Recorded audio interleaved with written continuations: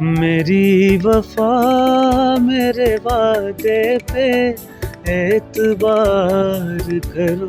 मेरी खुशबख्ती ये है कि सबके साथ मैंने तबरकन काम किया। उसको बड़े धीमे अंदाज से और बड़े देख चाह के करूं। सोचा जो बनाई ते तस्वीर मिल गई ये मैनू। अस्सलाम वालेकुम नाज़रीन, मैं आपका होस्ट राना नवीद और आप देख रहे हैं लम्हा न्यूज़। नाज़रीन, पाकिस्तान को ऐसे ऐसे फ़नकार मिले, ऐसे ऐसे गुलकार मिले कि जिन्होंने एक वक्त में हमारे हमसाया मुल्क का जीना हराम करके रख दिया। ऐसी आवाज़ें कि जब उनका कोई सॉन्ग आता था तो वो एकदम दिल में जगह कर जाया करता था।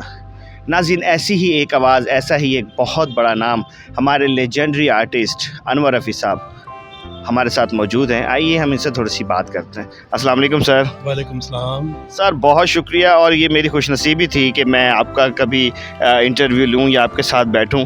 तो सर, बहुत मेहरबानी कि आपने हमें टाइम दिया। कोई बात नहीं बेटा, ऐसी बात कोई नहीं। आप मेरे एक बहुत अच्छे दोस्त शाहनवाज के बेटे हो और मेरा बड़ा प्यार है उनके साथ। नाज़रीन, अनवर रफ़ी साहब को हम ऐसे तो जाने देंगे नहीं। जाहिर है कि हम इनको जब तक सुनेंगे नहीं तो सुकून हमें भी नहीं आएगा। लेकिन ये एक नया इजाफ़ा है पाकिस्तान के लिए कि एक बहुत बड़े सिंगर के जो बेटे हैं वो भी अब इस फील्ड के अंदर आ रहे हैं। अनवर रफ़ी साहब के बेटे हमारे साथ मौजूद हैं।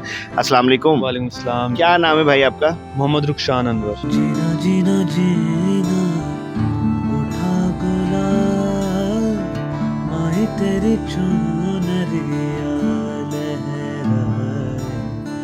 क्या बात है बड़े भाई। अब ये तो इम्तहान है ये बहुत बड़ा कि आपके वालिद साहब का जितना नाम और पाकिस्तान की एक ऐसी पहचान कि अनवर रफ़ी साहब तो जब गाते हैं तो दिलों की धड़कनें थम जाती हैं। क्या कहेंगे, अब इसको कैसे आगे लेके चलेंगे? ये बहुत बड़ी रिस्पॉन्सिबिलिटी है मेरे पे कि जो भी स्टेप लूँ मैं, और जिस चीज़ में भी मतलब कि कंपोजिशन हो गई या म्यूज़िक का कोई गाना वगैरह हो गया, उसको बड़े धीमे अंदाज से और बड़े देख चाह के करूँ। क्योंकि बात आती है मेरे बाप पे, तो ज़ाहिर बात है पापा से ही सीखा मैंने, और इंशाल्लाह कोशिश कर रहे हैं उनके साथ बैठ के रियाज़ वगैरह करते हैं। इसमें कोई शक नहीं है कि आपको जो सिखा रहे हैं वो उस्तादों के उस्ताद हैं। हमें ये सबको उम्मीद है कि उनका सिखाया ऐसे खाली नहीं जा सकता। तो दो बोल जो है हम आपसे सुनना चाहेंगे। ऐसे पापा के सामने गा तो नहीं सकता मैं, आपने कह दिया तो दो बोल कोशिश करता हूँ। मेरी वफा मेरे वादे पे एतबार करो। मेरी वफा मेरे वादे पे एतबार करो। मिलन करीब है, थोड़ा सा इंतजार करो।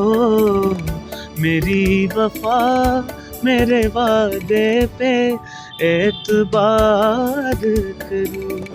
सर, इसके बाद तो बिल्कुल मैं जिसको कहते हैं ना साइलेंट हो चुका हूँ कि क्या कहने आपके सिखाने के। ये तो ऐसा लग रहा था कि जैसे हम अनवर रफ़ी साहब को ही सुन रहे हैं। बस ये गॉड गिफ्ट है, ये अल्लाह ताला की करम नवाजी है। ये एक ऐसा टन्योर गुजरा कि जिसमें इतनी खूबसूरत आवाज़ें थीं। अहमद रुश्दी साहब, इखलाक अहमद साहब और मसूद राना साहब, और उनमें एक नाम अनवर रफ़ी साहब के, जिन्होंने इतना खूबसूरत काम जो है वो पाकिस्तान को करके दिया। ये अचानक ये चीज़ें क्यों रुक गईं? सबसे पहली बात तो ये है कि ये जितने भी आपने नाम लिए इनमें सारे मुझसे सीनियर थे बहुत ज़्यादा। उनके बहुत देर बाद में आया, क्योंकि अहमद रशीद साहब मुझसे आने से पहले काफ़ी पहले इंतकाल कर गए थे। मसूद राना साहब भी आउट हो गए थे, और ये जितने भी मेरे सीनियर। हाँ, ये जो आपने बात कही कि ये सारा जो टेन्योर है ना, वो मैं उस वक्त इन हुआ हूँ जब ये सारे ही आर्टिस्ट आहिस्ता आहिस्ता आहिस्ता आहिस्ता जा रहे थे। मेरी खुशबख्ती ये है कि सबके साथ मैंने तबरकन काम किया, तो इनसे बहुत कुछ मैंने सीखा। और 10-15 साल तो मैंने भी इंडस्ट्री को, फिल्म इंडस्ट्री को दिए। सर, एक गाना जो कि हमें बहुत ज़्यादा पसंद है, मौजूदा वक्त में चल रहा है, वो मैं चाहता हूँ कि वो बाप बेटा ना मिलके वो अगर थोड़ा सा सुना देना। वो सोचा जो बनाई ते तस्वीर मिल गई ये मैनू, मेरे ख्वाबादी ताबीर मिल गई है। तुमने तो मुझसे भी अच्छा गा दिया यार। नहीं ये नहीं हो सकता, लेकिन मैं चाहूंगा कि ये साथ मिलके आप दोनों जो है ना थोड़ा सा।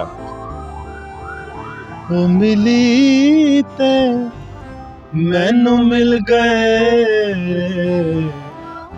दो जहां